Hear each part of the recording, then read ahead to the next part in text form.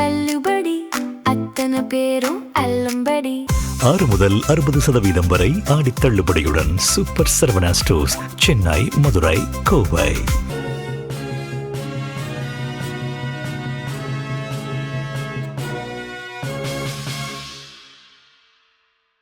வணக்கம். ஜம் செய்திகளுக்காக நான் பிரீதா. இந்திய நேரப்படி மதியம் 1:30 மணி செய்திகள். முதலில் ஜம் தலைப்பு செய்திகளை காணலாம். காவிரி நீர் தொடர்பாக பேச்சுவார்த்தை நடத்த ஆகஸ்ட் 3ஆம் நாள் கர்நாடகம் செல்கிறார் தமிழ்நாடு முதலமைச்சர். தமிழ்நாட்டுக்கு பங்கு தண்ணீரை விடுவிக்க வலியுறுத்த உள்ளதாக தகவல். மத்திய கல்வி அமைச்சர் தர்மேந்திர பிரதான் பதவி விலகும் வரை அமைதி போராட்டம் நீடிக்கும். தில்லி ஜந்தர் மந்தரில் போராட்டத்தில் ஈடுபட்டுள்ள கரப்பான்பூச்சி ஜனதா கட்சி அறிவிப்பு. குஜராத்திலும் அசாமிலும் பல்வேறு மாவட்டங்களில் தென்மேற்கு பருவமழை தீவிரம். வெள்ளப்பெருக்கு ஏற்பட்டுள்ள பகுதிகளில் மீட்பு பணிகளில் பேரிடர் மீட்பு படையினர் மும்முரம். ஈரான், ஹவுதிகள் ஆகிய இரு தரப்பினர் மீதும் கடுமையான ராணுவ நடவடிக்கை மேற்கொள்ளப்படும். எண்ணெய் கப்பல்கள் மீது தாக்குதல் நடத்தியுள்ள நிலையில் அமெரிக்க அதிபர் டிரம்ப் எச்சரிக்கை. இனி விரிவான செய்திகளை காணலாம். காவிரி நீர் தகராறு தொடர்பாக பேச்சு நடத்துவதற்காக ஆகஸ்ட் 3ஆம் நாள் தமிழ்நாடு முதலமைச்சர் ஜோசப் விஜய் கர்நாடகத்துக்கு செல்லவிருக்கிறார். தமிழ்நாட்டில் காவிரி பாசன பகுதிகளில் குறுவை நெல் பயிரிடுவதற்காக வழக்கமாக ஜூன் 12ஆம் நாள் மேட்டூர் அணையிலிருந்து தண்ணீர் திறக்கப்படும். இந்த ஆண்டு அணையில் போதிய நீர் இல்லாததால் தண்ணீர் திறந்துவிடவில்லை. கர்நாடகத்தில் தென்மேற்கு பருவமழை போதுமான அளவில் பெய்யாததால் தமிழ்நாட்டுக்கு மாதந்தோறும் விடுவிக்க வேண்டிய பங்கு தண்ணீர் விடுவிக்கப்படவில்லை. அதேபோல காவிரியின் குறுக்கே மேகதாட்டு என்னும் இடத்தில் அணை கட்டுவதற்கு கர்நாடக அரசு முயன்று வருகிறது. இந்த அணை கட்டினால் தமிழ்நாட்டுக்கு கொஞ்சம் கூட தண்ணீர் கிடைக்காது என்பதால் தமிழ்நாடு எதிர்த்து வருகிறது. தில்லியில் புதன்கிழமை நடைபெற்ற காவிரி நீர் மேலாண்மை ஆணைய கூட்டத்தில் பாசனத்துக்காக தமிழ்நாட்டுக்கு தண்ணீர் திறக்க முடியாது என்று கர்நாடக அரசு தெரிவித்துவிட்டது. இந்நிலையில் காவிரி நீர் சிக்கல் பற்றியும் மேகதாட்டு அணை கட்டுவது பற்றியும் விவாதிக்க கர்நாடக அரசின் நீர் பாசனத்துறை அதிகாரிகள் தமிழ்நாட்டின் நீர்வளத்துறை அதிகாரிகளுக்கு அழைப்பு விடுத்துள்ளனர். இந்த அழைப்பை ஏற்று தமிழ்நாட்டின் முதலமைச்சர் ஜோசப் விஜய் ஆகஸ்ட் 3ஆம் நாள் கர்நாடகத்துக்கு செல்ல இருக்கிறார் என்று வேளாண் துறை அமைச்சர் வினோத் தெரிவித்துள்ளார். கர்நாடகத்தில் ஆகஸ்ட் 3ஆம் நாள் நடைபெறும் ஆலோசனை கூட்டத்தில் பங்கேற்கும் முதலமைச்சர் ஜோசப் விஜய் தமிழ்நாட்டுக்கு தர வேண்டிய பங்கு தண்ணீரை திறக்க வலியுறுத்துவார் என்று அமைச்சர் வினோத் தெரிவித்துள்ளார். மத்திய கல்வி அமைச்சர் தர்மேந்திர பிரதான் பதவி விலகும் வரை அமைதி போராட்டம் தொடரும் என கரப்பான்பூச்சி ஜனதா கட்சி திட்டவட்டமாக தெரிவித்துள்ளது. நீட் தேர்வு முறைகேடு தொடர்பாக நடைபெற்று வரும் போராட்டத்தை கைவிடுமாறு பிரதமர் மோடி வேண்டுகோள் விடுத்துள்ளார். மேலும் நீட் முறைகேடு தொடர்பாக விரைவு நீதிமன்றம் அமைத்து விசாரணை நடத்தி தவறு செய்தவர்கள் மீது கடுமையான நடவடிக்கை எடுக்கப்படும் என உறுதியளித்துள்ளார். இந்த விவகாரம் குறித்து இன்று மத்திய அமைச்சரவை கூட்டத்திலும் விவாதிக்கப்பட்டுள்ளது. இதற்கிடையில் நீட் வினாத்தாள் கசிவு விவகாரத்தில் உயர்கல்வித்துறை சீர்திருத்தங்களை வலியுறுத்தி 26 நாட்களாக உண்ணாவிரத போராட்டத்தில் ஈடுபட்டிருந்த சமூக ஆர்வலர் சோனம் வாங்சுக் தனது போராட்டத்தை முடித்துக் கொண்டார். சோனம் வாங்சுக் போராட்டத்தை முடித்ததை பிரதமர் மோடி வரவேற்று மருத்துவர்களின் ஆலோசனையை பின்பற்றி விரைந்து உடல்நலம் பெற வாழ்த்து தெரிவித்துள்ளார். அதேவேளை சோனம் வாங்சுக்கின் தியாகத்தை பாராட்டிய கரப்பான்பூச்சி ஜனதா கட்சி தலைவர் அபிஜித் தீப்கே மத்திய கல்வி அமைச்சர் தர்மேந்திர பிரதான் பதவி விலகும் வரை அமைதி போராட்டம் தொடரும் என தெரிவித்துள்ளார். குஜராத்திலும் அசாமிலும் கனமழை பெய்து வரும் நிலையில் வெள்ளம் பாதித்த பகுதிகளில் தேசிய பேரிடர் மீட்பு படையினரும் மாநில பேரிடர் மீட்பு படையினரும் மீட்பு பணிகளில் ஈடுபட்டுள்ளனர். குஜராத் மாநிலத்தில் தென்மேற்கு பருவமழை தீவிரமடைந்துள்ளது. அகமதாபாத்தில் கனமழை பெய்ததில் நகரின் தாழ்வான பகுதிகளில் குளம் போல் வெள்ளம் தேங்கியுள்ளது. நத்தன் நகர் என்னுமிடத்தில் ஒரு கார் மூழ்கும் அளவுக்கு தண்ணீர் தேங்கி நிற்கிறது. இதனால் மக்களின் இயல்பு வாழ்க்கை பாதிக்கப்பட்டுள்ளது. இன்றும் கனமழை நீடிக்கும் என்று வானிலை ஆய்வு மையம் அறிவித்துள்ளதால் தாழ்வான பகுதிகளில் உள்ள மக்கள் பாதுகாப்பான இடங்களுக்கு அப்புறப்படுத்தப்பட்டுள்ளனர். வல்சாத் மாவட்டத்தில் கனமழை பெய்ததால் வெள்ளப்பெருக்கு ஏற்பட்டுள்ளது. வெள்ள நிலைமை மீட்பு பணிகள் குறித்து மாவட்ட நிர்வாகத்தினருடன் குஜராத் துணை அமைச்சர் ஹர்ஷ் சங்வி ஆலோசனை நடத்தினார். வல்சாத் மாவட்டத்தில் வெள்ளத்தால் பாதிக்கப்பட்ட பகுதிகளில் காவல்துறையினரும் தீயணைப்பு படையினரும் மாநில பேரிடர் மீட்பு படையினரும் மீட்பு பணிகளை மேற்கொண்டு வருகின்றனர். வெள்ளத்தில் சிக்கியுள்ளோரை ஹெலிகாப்டர் மூலமும் கயிறு கட்டியும் மீட்டனர். குஜராத்தின் நவசாரி மாவட்டத்தில் வெள்ளம் பாதித்த பகுதிகளில் ரப்பர் படகு மிதவைகள் உதவியுடன் 38 பேரை தேசிய பேரிடர் மீட்பு படையினர் மீட்டுள்ளனர். சுரேந்திர நகர் மாவட்டத்தில் வெள்ளம் பாதித்த பகுதிகளில் ரப்பர் படகுகள் உதவியுடன் 27 பேரை தீயணைப்பு படையினர் மீட்டுள்ளனர். குஜராத்தின் பவ்தரட் மாவட்டத்தில் உள்ள பாபர் என்னும் நகரில் கனமழை பெய்ததால் வீடுகளுக்குள்ளும் கடைகளுக்குள்ளும் வெள்ளம் புகுந்துள்ளது. இதனால் மக்களின் இயல்பு வாழ்க்கை பாதிக்கப்பட்டுள்ளது. வடகிழக்கு மாநிலமான அசாமிலும் தென்மேற்கு பருவமழை தீவிரமடைந்துள்ளது. இதனால் குவஹாத்தியின் பல்வேறு பகுதிகளில் மழைநீர் குளம் போல் தேங்கியுள்ளது. ருக்மினிகான் என்னும் இடத்தில் ஒரு பெட்ரோல் பங்க் தண்ணீரில் மூழ்கியுள்ளது. இப்பகுதியில் வாகன போக்குவரத்து முற்றிலும் துண்டிக்கப்பட்டுள்ளது. அசாமில் வெள்ள பாதிப்பால் மேலும் 6 பேர் உயிரிழந்ததாக மாநில பேரிடர் மேலாண்மை ஆணையம் அறிவித்துள்ளது. இத்துடன் இந்த பருவமழை காலத்தில் உயிரிழந்தோர் எண்ணிக்கை 47ஆக உயர்ந்துள்ளது. ஈரான், ஹவுதிகள் ஆகிய இரு தரப்பினர் மீதும் கடுமையான ராணுவ நடவடிக்கை மேற்கொள்ளப்படும் என்று அமெரிக்க அதிபர் டிரம்ப் எச்சரிக்கை விடுத்துள்ளார். செங்கடலில் பயணித்துக் கொண்டிருந்த என்சலியா மற்றும் லேய்லா ஆகிய 2 எண்ணெய் கப்பல்கள் மீது ஹவுதி கிளர்ச்சியாளர்கள் தாக்குதல் நடத்தியுள்ளனர். இந்த தாக்குதலை கடல்சார் வர்த்தக அமைப்பு உறுதிப்படுத்தியுள்ளது. இதில் அதிர்ஷ்டவசமாக உயிர் சேதம் எதுவும் ஏற்படவில்லை என்று அதிகாரிகள் தெரிவித்துள்ளனர். இது தொடர்பாக அமெரிக்க அதிபர் டொனால்டு டிரம்ப் செய்தியாளர்களிடம் பேசினார். அப்போது பேசிய அவர், ஹவுதி மீண்டும் தாக்குதல் நடத்தினால் அவர்கள் ஈரானின் பிரதிநிதிகளாக செயல்படுவதால் அதற்கான முழு பொறுப்பையும் ஈரானை ஏற்க வேண்டும் என்று தெரிவித்தார். மேலும் ஈரான், ஹவுதிகள் ஆகிய இரு தரப்பினர் மீதும் கடுமையான ராணுவ நடவடிக்கை மேற்கொள்ளப்படும் என எச்சரித்துள்ளார். அரக்கோணம் அருகே தாவேக நகர செயலாளரின் அலுவலகத்தை அமைச்சர் காந்திராஜ் திறந்து வைத்தார். ராணிப்பேட்டை மாவட்டம் அரக்கோணம் அருகே பயணிப்பேட்டையில் தமிழக வெற்றி கழக நகர செயலாளர் ரமேஷின் அலுவலக திறப்பு விழா நடைபெற்றது. விழாவில் கூட்டுறவுத்துறை அமைச்சர் காந்திராஜ் கலந்து கொண்டு அலுவலகத்தை திறந்து வைத்தார். தொடர்ந்து பொதுமக்களுக்கு இனிப்புகளும் அன்னதானமும் வழங்கினார். இதில் ஏராளமான கட்சி நிர்வாகிகளும் தொண்டர்களும் பொதுமக்களும் கலந்து கொண்டனர். தூய்மையான சமூகத்தை உருவாக்க வலியுறுத்தி அனைத்திந்திய இளைஞர் பெருமன்றம் சார்பில் தமிழ்நாடு முழுவதும் நடத்தப்படும் 1 கோடி பேரிடம் கையெழுத்து சேகரிக்கும் இயக்கத்தை அமைச்சர் லோகேஷ் தமிழ்செல்வன் முதல் கையெழுத்திட்டு தொடங்கி வைத்தார். பாலியல் வன்முறை, போதை கலாச்சாரம் மற்றும் மதவெறி இல்லாத சமூகத்தை உருவாக்க வலியுறுத்தி தமிழ்நாடு முழுவதும் 1 கோடி பேரிடம் கையெழுத்து சேகரிக்கும் இயக்கம் அனைத்திந்திய இளைஞர் பெருமன்றம் சார்பில் நடைபெறுகிறது. இதையொட்டி நாமக்கல் மாவட்டம் ராசிபுரம் சட்டமன்ற உறுப்பினர் அலுவலகத்தில் அமைச்சர் லோகேஷ் தமிழ்செல்வனை இந்திய கம்யூனிஸ்ட் கட்சி மற்றும் அனைத்திந்திய இளைஞர் பெருமன்ற நிர்வாகிகள் சந்தித்தனர். அப்போது அமைச்சர் முதல் கையெழுத்திட்டு இந்த இயக்கத்தை தொடங்கி வைத்தார். இந்நிகழ்வில் இந்திய கம்யூனிஸ்ட் கட்சியின் மாவட்ட செயலாளர் அன்புமணி, அனைத்திந்திய இளைஞர் பெருமன்ற மாவட்ட செயலாளர் சாதிக், மாவட்ட துணைத் தலைவர் ஜெகநாதன், இந்திய கம்யூனிஸ்ட் கட்சி ஒன்றிய குழு உறுப்பினர்கள் உள்ளிட்டோர் கலந்து கொண்டனர். அகரம்தூளி ஊராட்சியில் புதிதாக கட்டப்பட்ட துணை சுகாதார நிலையத்தை சட்டமன்ற உறுப்பினர் முனிரத்னம் திறந்து வைத்தார். காஞ்சிபுரம் மாவட்டம் உத்திரமேரூர் அருகே அகரம்தூளி ஊராட்சியில் புதிதாக கட்டப்பட்ட துணை சுகாதார நிலையத்தின் திறப்பு விழா நடைபெற்றது. விழாவில் சட்டமன்ற உறுப்பினர் முனிரத்னம் கலந்து கொண்டு அலுவலகத்தை திறந்து வைத்து குத்துவிளக்கு ஏற்றி பொதுமக்கள் பயன்பாட்டிற்கு கொண்டு வந்தார். இதன் மூலம் அகரம்தூளி ஊராட்சி பொதுமக்களின் நீண்ட நாள் கோரிக்கையை சட்டமன்ற உறுப்பினர் முனிரத்னம் நிறைவேற்றினார். இந்நிகழ்வில் தாவேகா மாவட்ட இணை செயலாளர் ராஜசேகர், துணை செயலாளர் முகேஷ்குமார், ஒன்றிய துணை செயலாளர் கன்னியப்பன் உள்ளிட்ட நிர்வாகிகள் கலந்து கொண்டனர். வாலஜாபாத் அருகே தனியார் கல்குவாரி அமைப்பதற்கு பொதுமக்கள் எதிர்ப்பு தெரிவித்ததை தொடர்ந்து உத்திரமேரூர் சட்டமன்ற உறுப்பினர் நேரில் சென்று ஆய்வு மேற்கொண்டார். காஞ்சிபுரம் மாவட்டம் வாலஜாபாத் அருகே உள்ள காமராஜபுரத்தில் தனியார் கல்குவாரி அமைப்பதற்கான கருத்து கேட்பு கூட்டம் நடைபெற்றது. இக்கூட்டத்தில் பொதுமக்கள் யாரும் கலந்து கொள்ளாததால் ஊராட்சி மன்ற தலைவர் கீதா ராணி கூட்டத்தில் இருந்து வெளியேறினார். இதுகுறித்து பொதுமக்கள் அனைவரும் ஒன்றாக சென்று உத்திரமேரூர் சட்டமன்ற உறுப்பினர் முனிரத்னத்திடம் தெரிவித்தனர். இதைத் தொடர்ந்து சட்டமன்ற உறுப்பினர் முனிரத்னம் காமராஜபுரத்திற்கு நேரில் சென்று ஆய்வு மேற்கொண்டார். அப்போது அவர் கனிமவளத்துறை அதிகாரியை தொலைபேசியில் தொடர்பு கொண்டு கல்குவாரி அமையாமல் இருக்க உரிய நடவடிக்கை எடுக்க வேண்டும் என வலியுறுத்தினார். இந்நிகழ்வில் தாவேகா ஒன்றிய செயலாளர் மாகரல் வினோத் உள்ளிட்ட நிர்வாகிகள் கலந்து கொண்டனர். ரத்தம் கொடுத்து பிறரை காப்பது என்பது ஒரு மிக உயர்ந்த சேவை மனப்பான்மையாகும் என்று தென்காசி சார் ஆட்சியர் வைஷ்ணவி பால் தெரிவித்துள்ளார். தென்காசி அரசு மாவட்ட தலைமை மருத்துவமனையில் உலக இரத்த கொடையாளர் தினத்தையொட்டி இரத்த கொடையாளர்களுக்கு கௌரவிக்கும் நிகழ்ச்சி நடைபெற்றது. நிகழ்ச்சியின் தொடக்கமாக குருதி கொடை அளிப்பதன் முக்கியத்துவத்தை வலியுறுத்தும் வகையில் அனைவரும் விழிப்புணர்வு உறுதிமொழியை ஏற்றுக்கொண்டனர். தொடர்ந்து சார் ஆட்சியர் வைஷ்ணவி பால் கலந்து கொண்டு இரத்த கொடையாளர்களுக்கு சான்றிதழ்களும் பதக்கங்களையும் வழங்கி உரையாற்றினார். அப்போது பேசிய அவர், ரத்தம் கொடுத்து பிறரை காப்பது என்பது ஒரு மிக உயர்ந்த சேவை மனப்பான்மையாகும் என்று தெரிவித்தார். இத்தகைய சேவை மனப்பான்மையுடன் செயல்படுவதற்கு நல்மனமும் சிறிது நேரமும் இருந்தால் மட்டுமே போதுமானது என்று கூறினார்.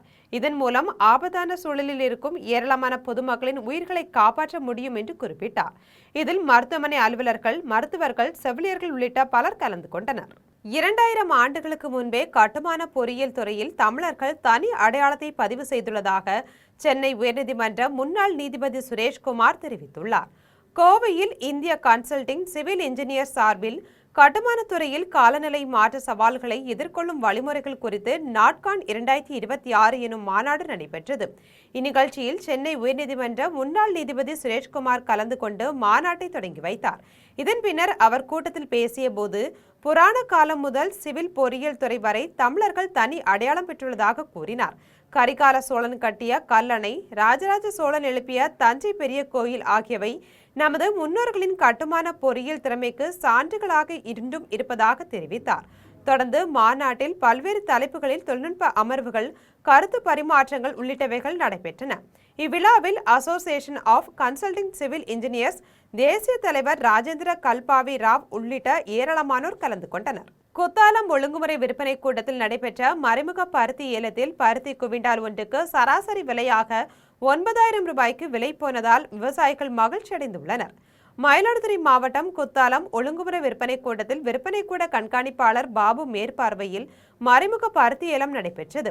இதில் தமிழகத்தின் பல்வேறு பகுதிகளில் இருந்து 758க்கும் மேற்பட்ட விவசாயிகள் கொண்டு வந்த 1250 குவிண்டால் பருத்தியை பல்வேறு பகுதிகளில் இருந்து வந்த ஏராளமான வியாபாரிகள் பார்வையிட்டு மொத்தமாக 1,10 லட்சம் ரூபாய்க்கு கொள்முதல் செய்தனர். பருத்தி குவிண்டால் ஒன்றுக்கு அதிகபட்ச விலையாக 9,459 ரூபாய்க்கும், குறைந்தபட்ச விலையாக 8,269 ரூபாய்க்கும், சராசரி விலையாக 9,000 ரூபாய்க்கும் விலை போனதால் விவசாயிகள் மகிழ்ச்சி அடைந்துள்ளனர். மங்கலம் வேளாண் துறைக்குட்பட்ட கிராமங்களில் பயிரிடப்பட்ட நிலக்கடலை பயிர்கள் தண்ணீரின்றி கருகி வருவதால் விவசாயிகள் குடங்களில் தண்ணீரை சுமந்து வந்து ஊற்றி காப்பாற்றும் அவலநிலை ஏற்பட்டுள்ளது. திருவண்ணாமலை மாவட்டம் மங்கலம் வேளாண் துறைக்குட்பட்ட எறும்பூண்டி, கொத்தந்தபாடி, கருமாரப்பட்டி உள்ளிட்ட பல்வேறு கிராமங்களில் உள்ள வயல்களில் விவசாயிகள் நிலக்கடலையை பயிரிட்டுள்ளனர். இந்நிலையில் நிலத்தடி நீர்மட்டம் குறைந்து கிணறுகளில் போதிய தண்ணீர் இல்லாததால் பயிர்கள் கருக தொடங்கியுள்ளன. இதனால் விவசாயிகள் குடங்களில் தண்ணீர் சுமந்து வந்து பயிர்களை காப்பாற்றி வருகின்றனர். இதைத் தொடர்ந்து வேளாண்மை துறை அதிகாரிகள் பயிர்களை முறையாக நேரில் வந்து பார்வையிடுவதில்லை என விவசாயிகள் குற்றம் சாட்டியுள்ளனர். மேலும் பாதிக்கப்பட்ட பயிர்களை ஆய்வு செய்து தங்களுக்கு உரிய நிவாரணம் வழங்க அரசு நடவடிக்கை எடுக்க வேண்டும் என்று கோரிக்கை விடுத்துள்ளனர். சீர்காழி பேருந்து நிலையத்தில் மது போதையில் கைக்குழந்தையுடன் இருந்த பெண்ணை சிங்கப்பெண் சிறப்பு அதிரடி படையினர் மீட்டு போதையை தெளிய வைத்து மருத்துவமனைக்கு அனுப்பி வைத்தனர். மயிலாடுதுறை மாவட்டம் சீர்காழி பழைய பேருந்து நிலைய வளாகத்தில் 25 வயது மதிக்கத்தக்க பெண் ஒருவர் மது போதையில் மயங்கி கிடந்தார். இவர் அருகில் 8 மாத பெண் குழந்தை பசியுடன் அழுது கொண்டிருந்தது. இதனை கண்ட அப்பகுதி வியாபாரிகள், பயணிகள் சிங்கப்பெண் சிறப்பு அதிரடி படைக்கு தகவல் அளித்தனர். சம்பவ இடத்திற்கு வந்த சிங்கப்பெண் சிறப்பு அதிரடி படை உதவி ஆய்வாளர் பிரியங்கா தலைமையிலான காவல்துறையினர் மது போதையில் இருந்த பெண்ணை மீட்டு தண்ணீரை தலையில் ஊற்றி போதையை தெளிய வைத்தனர். இதன் பின்னர் புதிய சேலை வாங்கி கொடுத்து மது போதையில் இருந்த பெண்ணுக்கு உடுத்திட உதவி செய்து அழைத்து வந்தனர். இதையடுத்து பசியால் அழுது கொண்டிருந்த குழந்தைக்கு பால் வாங்கி கொடுத்து ஆசுவாசப்படுத்தினர். தொடர்ந்து காவல்துறையினர் விசாரணையில் மது போதையில் இருந்த பெண் கோயில் திருவிழாக்களில் பலூன் விற்பனை செய்பவர் என்றும் தனது கைக்குழந்தையுடன் மது போதையில் பேருந்து நிலையத்தில் படுத்திருந்தது என்பதும் தெரிய வந்தது. இதன் பின்னர் காவல்துறையினர் கைக்குழந்தையையும் அந்த பெண்ணையும் மீட்டு 108 ஆம்புலன்ஸ் மூலம் சீர்காழி அரசு மருத்துவமனைக்கு அனுப்பி வைத்தனர். இச்சம்பவத்தால் அப்பகுதியில் சிறிது நேரம் பரபரப்பு ஏற்பட்டது. புளியங்குடி பகுதியில் ஆதிதிராவிட மக்களுக்கு வழங்கப்பட்ட இலவச வீட்டுமனை பட்டா இடத்தினை 20 வருடங்களாக அளவீடு செய்து தராததால் பாதிக்கப்பட்ட பெண்கள் பட்டாவுடன் வட்டாட்சியர் அலுவலகத்தில் குவிந்ததால் அப்பகுதியில் பெரும் பரபரப்பு ஏற்பட்டது. தென்காசி மாவட்டம் புளியங்குடி பகுதியை சேர்ந்த ஆதிதிராவிடர் மக்களுக்கு கடந்த 2004ஆம் ஆண்டு சமூக நீதித்துறை சார்பில் TN புதுக்குடி பகுதியில் 113 ஆதிதிராவிட மக்களுக்கு இலவச வீட்டுமனை பட்டா வழங்கப்பட்டுள்ளது. இந்நிலையில் இந்த இடத்தினை வருவாய்த்துறையினர் கடந்த 20 வருடங்களாக அளவீடு செய்து தராததால் ஆதிதிராவிட மக்கள் வீடு கட்ட முடியாமல் பாதிக்கப்பட்டுள்ளனர். இது தொடர்பாக பலமுறை புகார் அளித்தும் எவ்வித நடவடிக்கையும் எடுக்கவில்லை என்று குற்றம் சாட்டினர். இதனால் பாதிக்கப்பட்ட பெண்கள் தங்களுக்கு வழங்கப்பட்ட இலவச வீட்டுமனை பட்டாவுடன் கடையநல்லூர் வட்டாட்சியர் அலுவலகத்திற்கு வந்ததால் அப்பகுதியில் பெரும் பரபரப்பு ஏற்பட்டது. இதனையடுத்து கடையநல்லூர் வட்டாட்சியர் பாதிக்கப்பட்டவர்களிடம் பேச்சுவார்த்தையில் ஈடுபட்டதை தொடர்ந்து 10 நாட்களுக்குள் இலவசமாக வழங்கப்பட்ட வீட்டுமனை பட்டா இடத்தினை அளவீடு செய்து தருவதாக உறுதியளித்தார். இதன் பின்னர் அனைவரும் அங்கிருந்து கலைந்து சென்றனர். நீட் தேர்வுக்கு எதிர்ப்பு தெரிவித்து கருங்கல் சந்திப்பில் காங்கிரஸ் கட்சியினர் தீப்பந்தம் ஏந்தி கண்டன ஆர்ப்பாட்டத்தில் ஈடுபட்டனர். நாடாளுமன்ற எதிர்க்கட்சித் தலைவர் ராகுல் காந்தியை காவல்துறையினர் தாக்கி கைது செய்ததை கண்டித்து கன்னியாகுமரி மாவட்டம் கிள்ளியூர் அருகே உள்ள கருங்கல் சந்திப்பில் காங்கிரஸ் கட்சி சார்பில் கண்டன ஆர்ப்பாட்டம் நடைபெற்றது. இதில் ஏராளமான காங்கிரஸ் தொண்டர்கள் கைகளில் தீப்பந்தம் ஏந்தி மத்திய அரசுக்கு எதிராகவும் மத்திய அமைச்சர் தர்மேந்திர பிரதான் ராஜினாமா செய்ய வலியுறுத்தியும் கோஷங்களை எழுப்பி ஆர்ப்பாட்டத்தில் ஈடுபட்டனர். இந்நிகழ்வில் காங்கிரஸ் கட்சி நிர்வாகிகளும் தொண்டர்களும் கலந்து கொண்டனர். நாகை அருகே நிலத்தில் வைக்கப்பட்ட பெயர் பலகை சேதப்படுத்திய 2 பேர் மீது காவல்துறையினர் வழக்கு பதிவு செய்து விசாரணை மேற்கொண்டனர். நாகை மாவட்டம் மாரக்கன் சாவடியில் சென்னை கோடம்பாக்கத்தை சேர்ந்த தமிழ்வேந்தன் என்பவருக்கு சொந்தமான நிலம் உள்ளது. இதில் கடந்த ஜூலை 15ஆம் தேதி அந்த இடத்திற்கு சென்று தமிழ்வேந்தன் பார்த்தபோது அங்கு பெயர் பலகை கிழித்து சேதப்படுத்தப்பட்டிருந்ததுடன் அதன் இரும்பு பிரேமும் காணாமல் போயிருந்தது. மேலும் அதே இடத்தில் பழனியப்பன், மல்லிகா ஆகியோரின் பெயரில் மற்றொரு பலகை வைக்கப்பட்டிருந்தது. இதுகுறித்து தமிழ்வேந்தன் திட்டச்சேரி காவல் நிலையத்தில் புகார் அளித்தார். புகாரின் பேரில் காவல்துறையினர் மாரக்கன் சாவடியை சேர்ந்த பழனியப்பன் மற்றும் அவரது மகன் ராமமூர்த்தி ஆகியோர் மீது வழக்கு பதிவு செய்து விசாரணை மேற்கொண்டனர். பூவிருந்தவல்லியில் சாலையின் எதிர் திசையில் கல்லூரி மாணவர் ஒருவர் அதிவேகமாக காரை ஓட்டி சென்று விபத்து ஏற்படுத்தியதில் 5 பேர் படுகாயமடைந்தனர். திருவள்ளூர் மாவட்டம் ஆவடி அருகே பருத்திப்பட்டு பகுதியை சேர்ந்த சரவணனின் மகன் அட்சயன் கேளம்பாக்கத்தில் உள்ள தனியார் கல்லூரியில் படித்து வருகிறார். இவர் வழக்கம் போல் கல்லூரி முடிந்து தனது காரில் வீட்டிற்கு சென்று கொண்டிருந்தார். அப்போது பாரிவாக்கம் சிக்னல் அருகே முன்னால் சென்று கொண்டிருந்த 2 வாகனங்களின் மீது மோதியதில் அவர்கள் கீழே விழுந்தனர். அங்கிருந்தவர்கள் காரை மடக்க முயன்ற போது பயந்து போன அட்சயன் சாலையின் எதிர் திசையில் காரை வேகமாக ஓட்டி சென்றார். மேலும் எதிரே வந்த 2 சக்கர வாகனம் மற்றும் கார் ஆகியவற்றை இடித்து தள்ளிவிட்டு வேகமாக சென்றார்.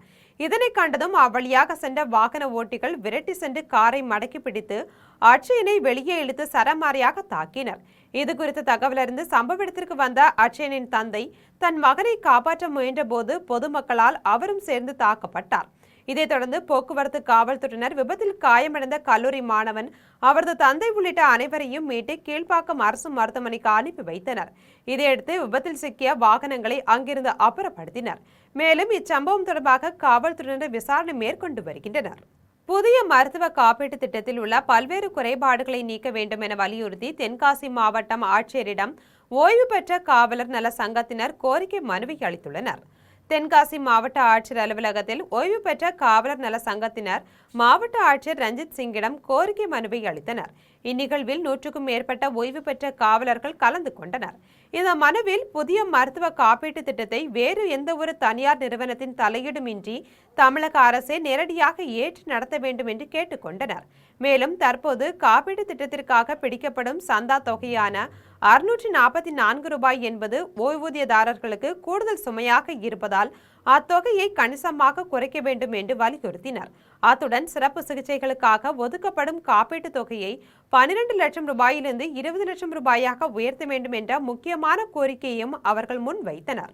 மதுராந்தகம் அருகே கார் மீது லாரி மோதியதில் தந்தை, மகன் உட்பட 3 பேர் பரிதாபமாக உயிரிழந்துள்ளனர்.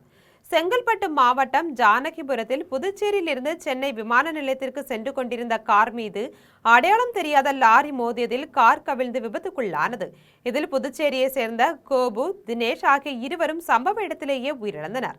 மேலும் இதில் பலத்த காயமடைந்த இளஞ்செழியன் என்பவர் செங்கல்பட்டு அரசு மருத்துவமனையில் அனுமதிக்கப்பட்ட நிலையில் அங்கு அவர் சிகிச்சை பலனின்றி உயிரிழந்தார். தகவலறிந்து வந்த மதுராந்தகம் காவல்துறையினர் உடலை மீட்டு உடற்கூராய்வுக்காக செங்கல்பட்டு அரசு பொது மருத்துவமனைக்கு அனுப்பி வைத்தனர். மேலும் இந்த சம்பவம் குறித்து வழக்கு பதிவு செய்து விசாரணை மேற்கொண்டு வருகின்றனர். பேரணாம்பட்டு அருகே 2 சக்கர வாகனமும் மினிலோடு வேனும் நேருக்கு நேர் மோதிக்கொண்ட விபத்தில் 2 இளைஞர்கள் சம்பவ இடத்திலேயே பரிதாபமாக உயிரிழந்துள்ளனர். வேலூர் மாவட்டம் செர்லப்பள்ளி பகுதியை சேர்ந்த பிரதீப், சேரன் வீதி பகுதியை சேர்ந்த அப்துல் ரஹ்மான், பேரணாம்பட்டு ஓங்குப்பம் பகுதியை சேர்ந்த மணி உள்ளிட்ட 3 பேர் ஒரே 2 சக்கர வாகனத்தில் ஏரிக்குத்தி அருகே சென்று கொண்டிருந்தனர். அப்போது எதிரே வந்த மினிலோடு வேன் மீது நேருக்கு நேர் மோதிய விபத்தில் பிரதீப் மற்றும் அப்துல் ரஹ்மான் சம்பவ இடத்திலேயே உயிரிழந்த நிலையில் மணி என்பவர் படுகாயம் அடைந்தார். தகவல் அறிந்து வந்த பேரணாம்பட்டு காவல்துறையினர் விபத்தில் படுகாயமடைந்த மணியை மீட்டு பேரணாம்பட்டு அரசு மருத்துவமனைக்கு சிகிச்சைக்காக அனுப்பி வைத்தனர். மேலும் விபத்தில் உயிரிழந்த 2 இளைஞர்களின் உடலை மீட்டு பிரேத பரிசோதனைக்காக பேரணாம்பட்டு அரசு மருத்துவமனைக்கு அனுப்பி வைத்து சம்பவம் குறித்து வழக்கு பதிவு செய்து விசாரணை மேற்கொண்டனர். 2 இளைஞர்கள் உயிரிழந்த சம்பவம் அப்பகுதியில் பெரும் சோகத்தை ஏற்படுத்தியுள்ளது. இனி வருவது திரையுலக செய்திகள். தமிழக முதலமைச்சர் விஜய் நடிப்பில் வெளியான ஜனநாயகன் திரைப்படம் உலகம் முழுவதும் வெளியான முதல் நாளிலேயே 78 கோடியே 27 லட்சம் ரூபாய் வசூல் செய்துள்ளதாக தகவல் வெளியாகியுள்ளது. தமிழக முதலமைச்சர் விஜய் நடித்த ஜனநாயகன் திரைப்படம் நேற்று உலகம் முழுவதும் பிரம்மாண்டமாக வெளியானது. வினோத் இயக்கிய இப்படத்தில் பூஜா ஹெக்டே, பாபி தியோல், மமிதா பைஜு, கௌதம் வாசுதேவ் மேனன் உள்ளிட்டோர் முக்கிய கதாபாத்திரங்களில் நடித்துள்ளனர். அனிருத் இசையமைத்துள்ள இந்த படம் விஜயின் இறுதி திரைப்படம் என்பதால் ரசிகர்களிடையே பெரும் எதிர்பார்ப்பை ஏற்படுத்தியுள்ளது. படம் வெளியான முதல் நாளிலேயே உலகம் முழுவதும் நல்ல வரவேற்பை பெற்று 78 கோடியே 27 லட்சம் ரூபாய் வசூல் செய்துள்ளதாக தகவல் வெளியாகியுள்ளது. இதில் இந்தியாவில் 48 கோடியே 27 லட்சமும், வெளிநாடுகளில் 30 கோடியும் வசூலித்துள்ளதாக தகவல்கள் வெளியாகியுள்ளது. இனி வருவது விளையாட்டுச் செய்திகள். ஹம்பர்க் ஓபன் டென்னிஸ் தொடரின் மகளிர் ஒற்றையர் பிரிவின் 2வது சுற்று போட்டியில் எலினா அவனேசியான் வெற்றி பெற்று காலிறுதி சுற்று போட்டிக்கு முன்னேறினார். ஜெர்மனியில் ஹம்பர்க் ஓபன் டென்னிஸ் தொடரின் மகளிர் ஒற்றையர் பிரிவின் 2வது சுற்று போட்டி நடைபெற்றது. இந்த போட்டியில் கஜகஸ்தானின் யூலியா புடின்சேவா அர்மீனியாவின் எலினா அவனேசியானுடன் மோதினார். இதில் அதிரடியாக விளையாடிய எலினா அவனேசியான் 6-3, 6-2 என்ற செட் கணக்கில் வென்று காலிறுதி சுற்று போட்டிக்கு முன்னேறினார். அதே நேரத்தில் கஜகஸ்தான் வீராங்கனை தோல்வியடைந்து நடப்பு தொடரில் இருந்து வெளியேறினார். இனி வருவது தங்கம், வெள்ளி மற்றும் பங்குச்சந்தை விலை நிலவரம். சென்னையில் ஆபரண தங்கம் இன்று 1 சவரன் 1,05,840 ரூபாய்க்கு விற்பனை செய்யப்படுகிறது. சென்னையில் இன்று ஆபரண தங்கத்தின் விலை கிராமுக்கு 270 ரூபாய் குறைந்து 13,230 ரூபாய்க்கு விற்பனை செய்யப்படுகிறது. மேலும் 1 சவரன் 2,160 ரூபாய் குறைந்து 1,05,840 ரூபாய்க்கு விற்பனை செய்யப்படுகிறது. 24 கேரட் தூய தங்கம் 1 சவரன் 1,15,464 ரூபாய்க்கு விற்பனை செய்யப்படுகிறது. மேலும் 1 கிராம் வெள்ளி 240 ரூபாய்க்கும், 1 கிலோ வெள்ளி 2,40,000 ரூபாய்க்கும் விற்பனை செய்யப்படுகிறது. இந்திய பங்குச்சந்தைகளில் வணிகம் இன்று சரிவுடன் காணப்படுகிறது. மும்பை பங்குச்சந்தை பங்குவிலை குறியீட்டு எண் சென்செக்ஸ் 700 புள்ளிகள் குறைந்து 75,690 புள்ளிகளில் வணிகமாகிறது. தேசிய பங்குச்சந்தை பங்குவிலை குறியீட்டு எண் நிப்டி 197 புள்ளிகள் குறைந்து 23,672 புள்ளிகளில் வணிகமாகிறது. மீண்டும் தலைப்பு செய்திகள். காவிரி நீர் தொடர்பாக பேச்சுவார்த்தை நடத்த ஆகஸ்ட் 3ஆம் நாள் கர்நாடகம் செல்கிறார் தமிழ்நாடு முதலமைச்சர். தமிழ்நாட்டுக்கு பங்கு தண்ணீரை விடுவிக்க வலியுறுத்த உள்ளதாக தகவல். மத்திய கல்வி அமைச்சர் தர்மேந்திர பிரதான் பதவி விலகும் வரை அமைதி போராட்டம் நீடிக்கும். தில்லி ஜந்தர் மந்தரில் போராட்டத்தில் ஈடுபட்டுள்ள கரப்பான்பூச்சி ஜனதா கட்சி அறிவிப்பு. குஜராத்திலும் அசாமிலும் பல்வேறு மாவட்டங்களில் தென்மேற்கு பருவமழை தீவிரம். வெள்ளப்பெருக்கு ஏற்பட்டுள்ள பகுதிகளில் மீட்பு பணிகளில் பேரிடர் மீட்பு படையினர் மும்முரம். ஈரான், ஹவுதிகள் ஆகிய இரு தரப்பினர் மீதும் கடுமையான ராணுவ நடவடிக்கை மேற்கொள்ளப்படும். எண்ணெய் கப்பல்கள் மீது தாக்குதல் நடத்தியுள்ள நிலையில் அமெரிக்க அதிபர் டிரம்ப் எச்சரிக்கை. இத்துடன் ஜெம் செய்திகள் நிறைவடைகின்றன. மீண்டும் ஜெம் செய்திகள் மாலை 6 மணிக்கு. உடனுக்குடன் செய்திகளை காண GemLive.tv என்ற இணையதளத்தில் இணைந்திருங்கள். நன்றி, வணக்கம்.